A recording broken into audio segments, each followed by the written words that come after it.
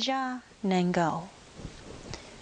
Chúa Giêsu có danh múa hư chi, có lu con mình tròn cha, có lu cho nên nhỏ hậu địa tế, có tế lu chi chia cơn, có tế lu chi chia cơn.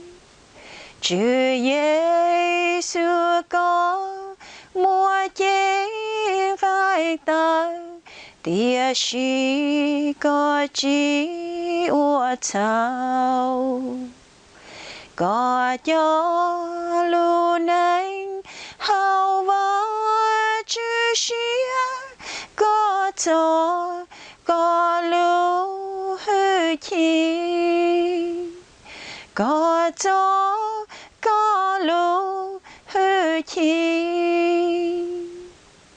Chúa Giêsu có bao cú cây thao, có cho xia chế, lúa múa có tua, có thời có cho, có đi lo cú lu chi, có đi lo cú lu chi.